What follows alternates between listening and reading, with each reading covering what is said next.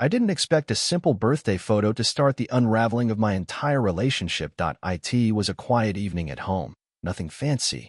Just me, my sister Amanda, our parents, and a few friends from the neighborhood. She'd surprised me with my favorite cake, some old-school vinyl records, and a sparkler candle that refused to go out. We laughed until our sides hurt. At one point, Amanda leaned in, kissed me on the cheek.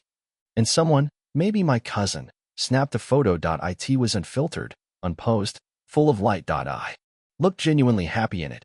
Later that night, I posted it online with the caption, "Grateful for another year and for people who make life real." About an hour later, my phone buzzed. A message from Emma, my girlfriend of 2 years, who was away on a business trip in Chicago. "Emma, this picture looks off." I blinked. Me, off how? Emma, like, "I don't know. It's kind of intimate. People might not know that's your sister." At first, I laughed. Then I realized she wasn't joking. Emma, just saying, it could be misinterpreted. I stared at the screen, confused. Amanda, my sister Amanda, was this really happening? I tried to explain calmly at first. "She's my sister, Em. We literally grew up together. It's a family photo, not a tabloid headline." But she wasn't having it. "Emma, people don't know that. The way she's touching you, it just looks wrong." I reread her message a dozen times, hoping I'd missed the sarcasm. I hadn't. "Emma, it's just weird. Can you take it down?" I hesitated, not because I couldn't, but because I didn't understand why I should. That night, I sat on the porch with Amanda. She was still laughing about the sparkler when I brought it up. She thinks it looks too close, like inappropriate. Amanda froze mid-sip of her tea. "Are you serious?" I nodded. "She knows I'm your sister, right?" "Of course she does. She just thinks people might not." Amanda set her mug down. "That's insane. And kind of insulting. To me. To anyone with eyes." I knew she was right, but something in Emma's voice stuck with me. I offered a compromise. I blurred the caption, hid the photo from public view, but left it up for friends. Emma called 10 minutes later. "Emma, so you're choosing them over us?" Her tone wasn't angry, it was disappointed. Like I just confirmed some dark suspicion. The tension was no longer subtle. It was setting in, sharp and cold, like the first wind before a storm. The changes were subtle at first. Emma had always been more introverted, so when she said she'd skip Thanksgiving dinner with my family, I didn't think much of it. "Too many people," she said. "Too much noise." I brought her a plate of food and told everyone she wasn't feeling well. Christmas came next. She didn't want to go unless the girls, meaning Amanda and our younger cousin Lindsay, weren't there. "They're always all over you," she said once. "It's uncomfortable." I started making excuses for her point one by one. I pulled out of family events, promising we'd catch up next weekend or after the new year. I told myself I was being supportive, that relationships require compromise. Amanda wasn't buying it. "Is it compromise?" she asked one night. "Or is it control?"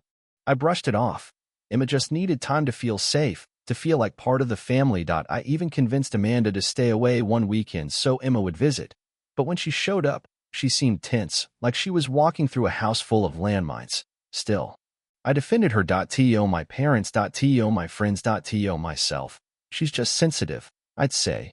She had a tough family growing up. But deep down, something didn't sit right. I was always adjusting, always negotiating. And little by little, the room for my own people was shrinking. It happened on a Sunday. Emma had finally agreed to come over for dinner.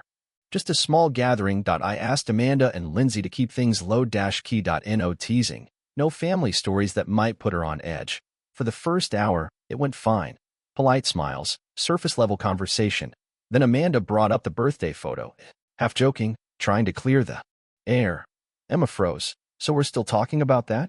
Lindsay raised an eyebrow. "You're the one who made it weird." Emma's face shifted. "Excuse me?" "You basically accused him of being too close to his sister," Amanda said, still calm. "That's not normal, Emma." Emma stood.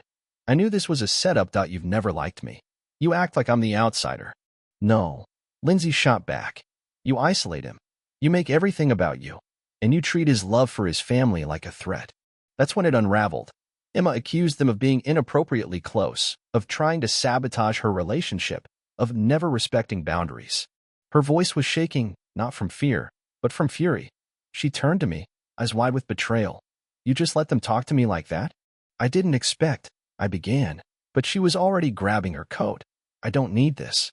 She slammed the door. The silence afterward was crushing. Amanda exhaled slowly. We've been holding back for your sake. Lindsay nodded. But you needed to see it. She's not just insecure. She's manipulative, and she's pulling you away from everything that makes you you. For the first time, I didn't rush to defend her. I just sat there, staring at the door, wondering how we got here. The next morning, she texted, Emma, we need to talk. I can't be around people who hate me. We met at her place. She didn't waste time. You need to make a choice, she said. Me or them. I stared at her. They're my family, Em. And I'm the one you wake up next to. Or I was. She crossed her arms. You let them humiliate me. You chose them. No, I said. I didn't choose anyone. I was trying to keep peace. Her face twisted. You're weak. That one landed. She grabbed her bag and left. No tears, no hesitation. I called. She didn't answer. I messaged. Nothing. I stood outside her building one night, hoping she'd come down. She didn't. For days. I couldn't eat. Couldn't sleep. I kept replaying the fight, trying to see how I could have handled it better. I told myself she lashed out because she was hurt. I told myself love means patience. Even when it's hard. I started resenting Amanda and Lindsay. If they hadn't pushed her. But even in the middle of my anger, something cracked. I noticed how light my apartment felt without her mood swinging like weather. How I didn't have to explain every call, every visit home. How I could hear my own thoughts. The pain was still sharp, but beneath it, I felt the early stirrings of clarity. A few weeks after the breakup, I was still raw, sleepwalking through days, half watching movies I couldn't remember. Then an old friend from college, Jenna, sent me a message. Jenna, hey. I didn't want to get involved, but you should probably see this. It was a screenshot from a group chat Emma was in. Emma, if you guys could just comment something like, this feels off, or is this his girlfriend? Under that birthday photo, that would help. My heart sank. The chat was dated the night I posted it. There were other messages too, her venting about how his family's too close, how she felt second place, how she wished he'd grow a spine. Then came the DMs. A guy from our mutual circle sent me a batch of them. Emma had reached out to people I barely knew, subtly encouraging them to side with her, to question the photo, to plant doubt. And they had. Those weird comments I'd brushed off weeks ago suddenly made sense. She hadn't just felt uncomfortable. She had orchestrated the discomfort. It wasn't insecurity. It was strategy. I sat there, phone in hand, staring at her words, trying to match them with the woman I thought I knew, the one who once cried watching my niece's school play, who held my hand during my dad's surgery. But now I saw it differently. It had never been about a photo. It had been about control, and I'd let her draw the lines. Admitting the truth was like breathing after weeks underwater. Emma wasn't misunderstood. She was deliberate, and I had let her isolate me, one quiet compromise at a time. I drove to my parents' house on a Sunday afternoon. Amanda opened the door.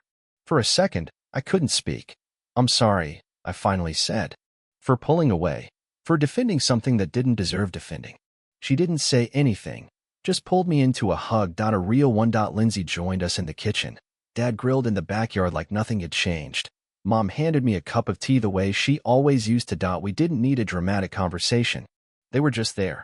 And for the first time in a long while, so as I. The weeks that followed were slow, healing ones. I threw myself into my grad program, reconnected with friends I hadn't seen in months, picked up old hobbies, guitar, sketching, hiking the trails. Near campus. At night, I sat on the porch and watched the sky change color. No one question where I was. No one made me feel wrong for needing quiet. The guilt faded. The anger. In its place came something simpler. A kind of steadiness I hadn't felt in years. I was still healing. Yes. But I was no longer orbiting around someone else's moods. I was building something of my own. It happened in the most ordinary place, a bookstore cafe on a rainy Tuesday. I was flipping through a photography book when I heard her voice behind me. Hey. I turned. Emma looked smaller somehow, less polished, more real. She offered a hesitant smile. I just wanted to say, I was wrong, she said, about a lot of things, about you, your family, everything. I nodded. Thank you. There was no bitterness in my voice. No sarcasm, just a quiet truth. She searched my face, maybe hoping for something more, anger, closure, permission, but I didn't owe her anything, and I didn't need anything from her. I hope you're doing okay. I added. She blinked, then nodded. I'm trying. We said goodbye like strangers that night. I sat alone in my new apartment. It was small, but mine. On the shelf by the window sat a framed photo, the one that started it all. Amanda kissing my cheek, both of us laughing like idiots. The background a blur of birthday lights. I didn't hide it anymore. I looked at that photo every morning now. Not as a reminder of the chaos, but of what it gave me, perspective. Strength. A beginning disguised as a crack. Outside, the city moved on. Inside, I sipped my coffee, sunlight warming the floorboards. No drama. No noise. Just freedom. And it was enough.